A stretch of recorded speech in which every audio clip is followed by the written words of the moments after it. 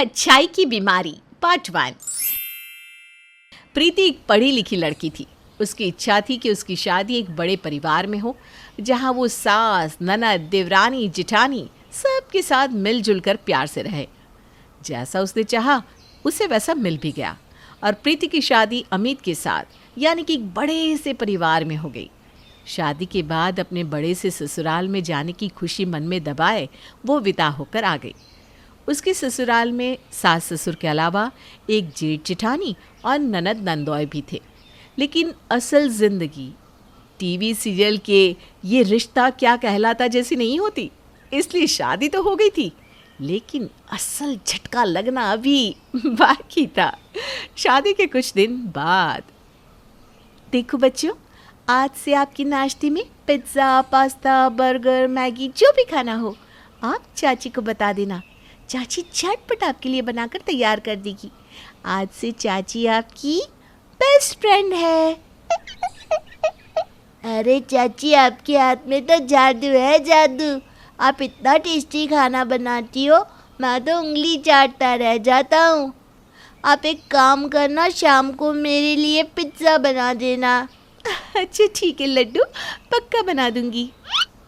अरे प्रीति, ये क्या लगा रखा है तुमने? ऐसी कौन सी घुट्टी चटा दी है लड्डू और गुड़िया को कि वो दिन भर चाची चाची करते फिरते हैं? नहीं तो भाभी, मैंने तो ऐसा कुछ भी नहीं किया। बस बच्चे हैं इसलिए थोड़ा लाड़ प्यार कर लेती हूँ, और क्या। दोनों देवरानी जेठानी बात कर ही रही होती है, तभी सासू माँ पुष्पा वहाँ आ जाती है। प्रीति बहू, तुम्हारी तो इस साल सावन की पहली तीज है। अपने घर में बात कर लिया ना भाई? हमारे यहाँ तीज तो मायके से ही आती है बहू के। हाँ जी माँ जी, मम्मी का फ़ोन आया था, वो 1-2 दिन में सब सामान भिजवा देंगी। चला अच्छी बात है, वरना इस प्रिया से तो कुछ उम्मीद करना ही बेकार है। इसके घर वालों ने तो पहली तीज ही रो रो कर भेजी थी, अब तो मैंने सोचना ही छोड़ दिया है। इतना कहकर पुष्पा वहाँ से चली जाती है। प्रीति देखती है कि सास के ताने सुनकर प्रिया की आंखें भर आई है। प्रिया के माँ पिताजी नहीं थे और भैया भाभी कभी कुछ सामान भिजवा देते तो कभी भूल जाते, जिसके कारण प्रिया को ससुराल में ताने सुनने को मिलते थे। 2 दिन बाद।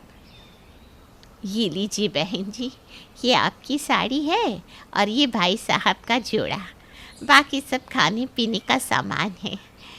अच्छा, प्रीति को ज़रा बुला दीजिए, उसने कुछ सामान मंगवाया था तो वो उसे दे दूँ। अपनी समधन की बात सुनकर पुष्पा हंसते हुए प्रीति को आवाज़ लगाती है। प्रीति बेटा, आओ देखो तुम्हारी मम्मी बुला रही है। चाय नाश्ता बड़ी बहू देख लेगी बेटा, तुम आओ तो यहाँ। जी जी माँ जी। ये ले बेटा, ये तेरा पैकेट पकड़ जो तूने मंगवाया था। प्रीति पैकेट लेकर रसोई में जाती है और जेठानी के हाथों में थमा देती है। ये लीजिए भाभी, ये आपका तीज का गिफ्ट। आपके लिए हरी साड़ी, मैचिंग ज्वेलरी और चूड़ी। तीज पर मायके से आता है ना, मुझे अपनी बहन समझ कर रख लो। प्रीति, आज के बाद मुझ पर तरस खाने की गलती मत करना। तुम्हें क्या लगता है मैं अपने लिए एक साड़ी नहीं खरीद सकती? अपने मायके से मेरे लिए साड़ी मंगवा कर तुम साबित क्या करना चाहती हो? महान बनने का कुछ ज़्यादा ही शौक चढ़ा है ना तुम्हें, या अपने मायके की अमीरी का ढिंढोरा पीटना चाहती हो? बड़ी आई बहन बनने वाली।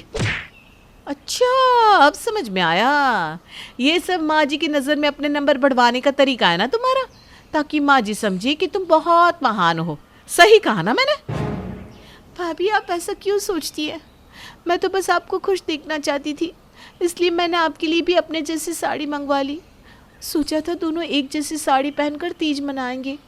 हाँ, ताकि तुम सबको बता सको कि तुम कितनी अच्छी हो। बेचारी अनाज जिठानी को भी अपने जैसी साड़ियाँ ला कर देती हो। देखो प्रीति, ये सब पैतरेबाजी मेरे साथ नहीं चलेगी। तुम्हारे जैसी मीठा बोलकर अपना काम निकलवाने वाली औरतों को मैं खूब समझती हूँ।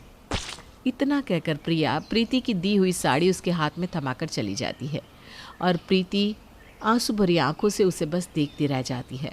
इसी तरह कुछ दिन बीतते हैं। एक दिन प्रिया अपने बच्चों को डांट रही थी। पूरा दिन बस खाने की फरमाइश करते रहोगे, कभी पास्ता खाना है तो कभी मैगी। पढ़ाई लिखाई में दोनों एकदम ज़ीरो हो गया, वो ज़ीरो। जब से ये प्रीति आई है तुम दोनों को सर पर चढ़ा कर रखा है। हाँ, वो तो चाहती होगी कि तुम दोनों बिगड़ जाओ। उसके अपने बच्चे होते तब मैं देखती कितना लाड करती। मम्मा आप ऐसा क्यों बोल रही हो? प्रीति चाची तो हमें आपसे भी ज़्यादा प्यार करती है। आपको किसने कहा कि हम पढ़ते नहीं?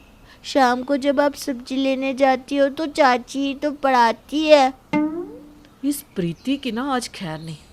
न जाने मेरे बच्चों पर कौन सा मंत्र मारा है इसने कि आज मेरे बच्चे मुझसे ही जुबान लड़ा रहे हैं। प्रिया गुस्से में बड़बड़ाती प्रीति के पास जाती है। अगर माँ बनने का इतना ही शौक है तो अपना बच्चा पैदा कर लो ना, मेरे बच्चों के पीछे क्यों पड़ी हुई हो। और एक बात कान खोलकर सुन लो, मेरे बच्चों से दूर ही रहना तुम। न जाने क्या मंत्र मार दिया है कि बच्चे हर बात में चाची चाची चाची करते रहते हैं, जैसे कि हमने तो आज तक इनके लिए कुछ किया ही नहीं। और घर में मैं नहीं होती हूँ उसी समय पढ़ाने का क्या मतलब है? बच्चों के मन में तो यही भरना चाहती हो ना कि उनकी माँ को उनकी कोई फिक्र नहीं है और चाची तो उनके लिए जान भी दे देगी। भाभी, मैंने बच्चों को कोई गलत बात नहीं सिखाई। मैंने कभी नहीं कहा कि मुझे अपनी माँ कहो। फिर भी बच्चे आपके हैं और अगर आपको पसंद नहीं है तो मैं आज से बच्चों से दूर ही रहूँगी। अगली सुबह प्रीति मंदिर में घंटी बजाकर भगवान की पूजा कर रही थी। तभी उसकी सास पुष्पा वहाँ आती है। अरे बेटा, सुबह के 5 बज रहे हैं और तू जोर जोर से घंटी बजाकर आरती कर रही है। अरे बेटा, इतनी सुबह तो भगवान जी भी नहीं उठे होंगे।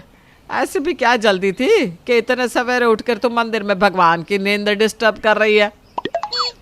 वो माँ जी, मैंने सोचा कि जल्दी उठकर काम निपटा लूँगी तो सही रहेगा। वैसे भी बहुओं को तो जल्दी ही उठना चाहिए ना। देख बेटा, मुझे ना अपनी नींद से बहुत प्यार है। आइंदा से मेरी नींद खराब ना करना। और ये ज़्यादा आदर्श बहू बनकर दिखाने की भी ना कोई ज़रूरत नहीं है। बेचारी प्रीति सास की बात सुनकर ठगी सी खड़ी रह गई थी। इस घर में वो जितना भी अच्छा बनने की कोशिश करती, उल्टा उतनी ही उसकी मुसीबत बढ़ती जाती। अगले दिन सवेरे ही प्रीति की ननद स्वीटी अपने पति राकेश के साथ उनके घर आती है। प्रीति पैर छूकर उनका अभिवादन करती है। अरे आइए आइए दीदी, बहुत दिनों के बाद आना हुआ। हाँ भाभी, चिंता ना करो, अब आ गई हूँ ना तो जल्दी से जाने वाली नहीं हूँ। मतलब ये कि मुझे डॉक्टर ने बेड रेस्ट बताया है, इसलिए आपके पास रेस्ट करनी ही तो आई हूँ। माँ बता रही थी आपको बड़ा शौक है सबके काम करने का। अब ना आप खूब सेवा कर लेना ननद की, बढ़िया मौका है। हाँ हाँ, क्यों नहीं, आपका भी तो घर है। पूरे अधिकार से रहो आप। स्वीटी के आने के बाद अब घर का काम पहले से बहुत ज़्यादा बढ़ गया था।